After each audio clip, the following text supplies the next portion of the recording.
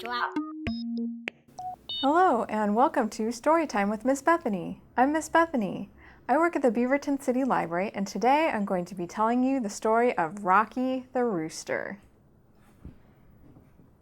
Once upon a time there lived a rooster named Rocky. Rocky lived on a farm with lots of animals. Rocky was a very mischievous rooster, and he liked to spend his nights flying around the attic in the barn until late in the evening. "Aren't you afraid you'll be so tired you'll forget to set your alarm before you go to bed?" asked Mickey the field mouse, who was watching Rocky fly back and forth across the attic. "Don't worry," cried Rocky, who didn't look at the least bit concerned. "I always remember to set the alarm." A short time later, Rocky landed in a pile of hay with a thud.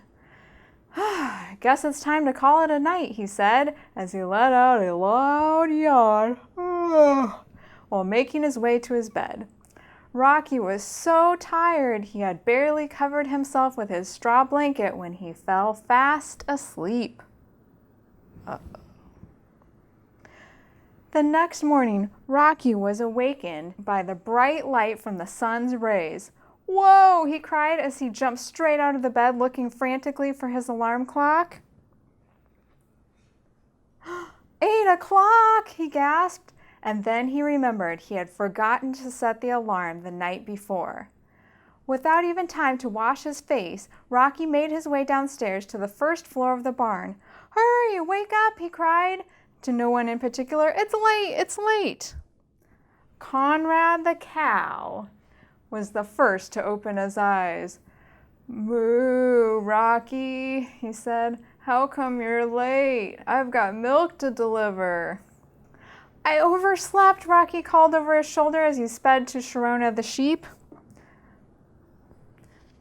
"Bah, Rocky, why so late?" she asked quizzically.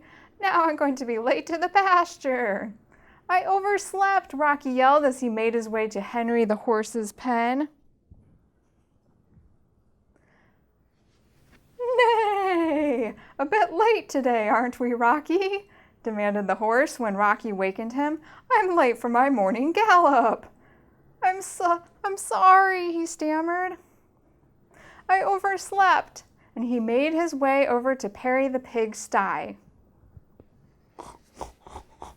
"Where have you been?" challenged Perry. "I'm already late for my morning feeding." "I'm sorry." Rocky barely managed to get out before Perry made his way to the feeding trough. Rocky then dragged himself dejectedly back to his bed and lay face down, tears streaming from his face. "I let my friends down," he wailed and buried his face in the straw. Just before lunchtime, his friends returned to the barn and found Rocky still in his bed. He heard them coming, but he was too ashamed to face them. Finally, Conrad spoke up.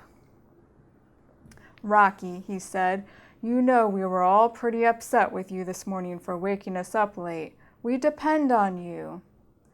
"Yeah, and you let us down," chimed in Perry. They waited for Rocky to respond. Finally, Rocky gathered his courage and turned to face his friends, his cheeks stained red from his tears. "I'm sorry," he blurted out. "I didn't mean to. I won't let it happen again," and he burst into tears once again. The animals all looked at each other. This time Sharona spoke. "Rocky, we forgive you," she said, "but from now on, you'll have to start going to bed earlier so you won't be too tired to set your alarm." "I promise," he shouted, and all the animals smiled. And Rocky smiled too. The end. Thanks for sharing this story with me. We'll see you next time. Goodbye.